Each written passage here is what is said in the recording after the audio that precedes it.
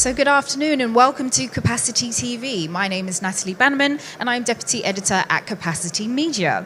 So we are here, of course, at Capacity Europe 2023, and I am delighted to be joined by Paul Beacham, who is the Senior Data and Networking Manager at BT Wholesale. Paul, thank you for joining us. Good afternoon. It's great to be here. Absolutely. So we're going to start off with our first question, which is, which common access technologies are seeing the most growth? And I suppose which use cases should determine a technology a company invests in? Now, I know that's a very broad question, but if you can take a stab at that. Yeah, so I think with the market in the UK and the closure of a lot of the legacy products and platforms, we're seeing the access market still dominated by dedicated point-to-point fibre circuits, uncontended bandwidths that really support critical traffic and applications. But obviously a significant investment within the market in terms of rolling out fibre to the prem, so FTTP. And again, BT is at the forefront of rolling that out across the market. So that very much we see the dynamic in the market as FTTP increases, not just through BT and OpenReach, but through a number of the other altnets in the UK. But it's not just about those as accesses as well. Obviously, FTTP is in rollout, so there's a number of other key accesses that will complement or provide the underlying connectivity for the UK market. So that is the likes of Single Order GEA and Single Order ADSL, which again is removing the reliance on the legacy PSTN network, so providing all IP offerings to the market. So very much in terms of that drive for an all IP.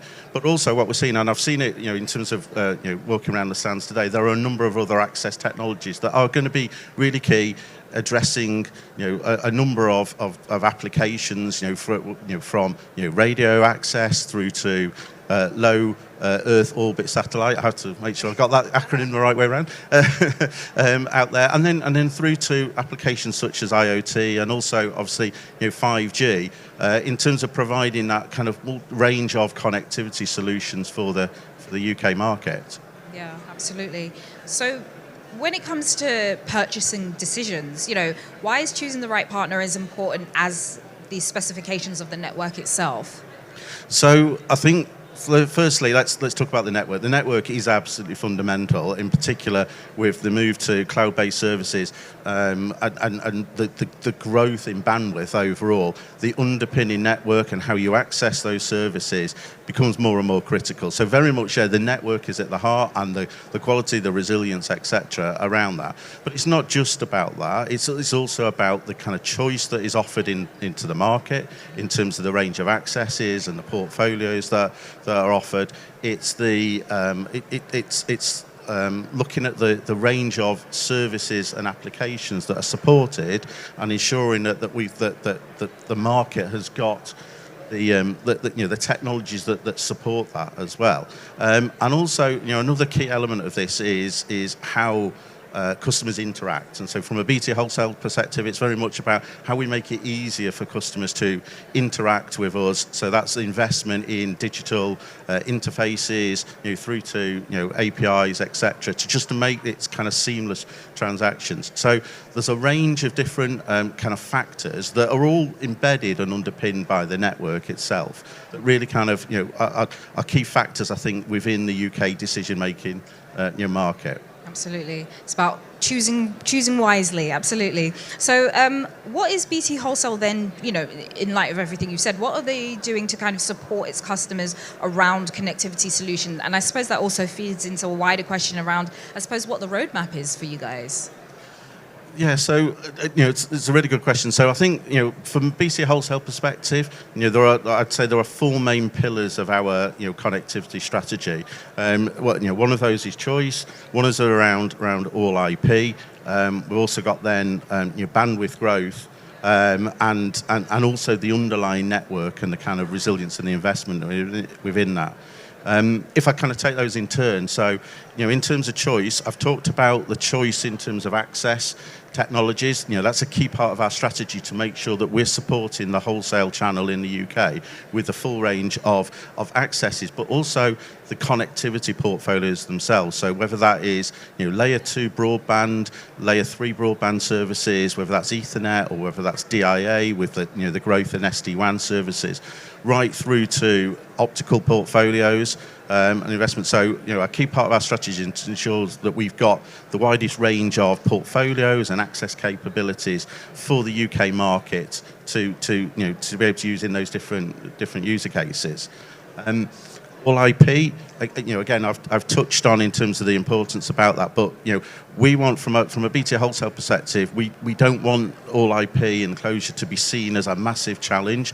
It's a real opportunity for the market, and the call out from BT Wholesale perspective is we want the channel to be really embracing it and driving it, and we want to be able to support the wholesale channel with both the range and the breadth of the portfolios that we offer, but also in terms of the marketing support, etc. So we've got a whole all IP program within BT Wholesale that is there that provides the full support, right through to marketing collateral to help in terms of with our customers to support all IP events, for instance, with their partners, customers, partners, and resellers, etc. So it's all IP.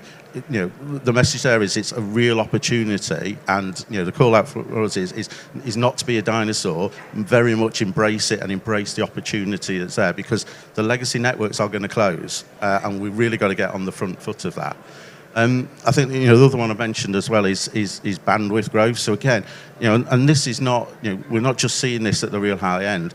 If we talk about the broadband portfolios, FTTP really brings higher bandwidths for those broadband-based services. We're seeing growth in our layer 2 Ethernet and our DIA services in terms of the bandwidth throughputs that we're seeing from customers. It's all about that kind of drive through, and in particular, and looking at the kind of market analysts reports, 10 gig, for instance, is the real growth area, both for Ethernet and for optical services. And again, from an optical perspective, we're really kind of investing in our portfolio, support the higher bandwidths, 10 gig, 100 gig, and beyond, and kind of watch out later this year. We'll be making some announcements around the higher bandwidth area of the market.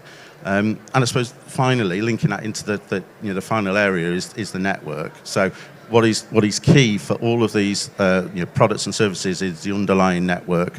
And from a BT perspective, we're kind of really proud that our core network is dimensioned and performing better than 5.9 availability, and we've embedded resilience, diversity, security within as the heart of that network.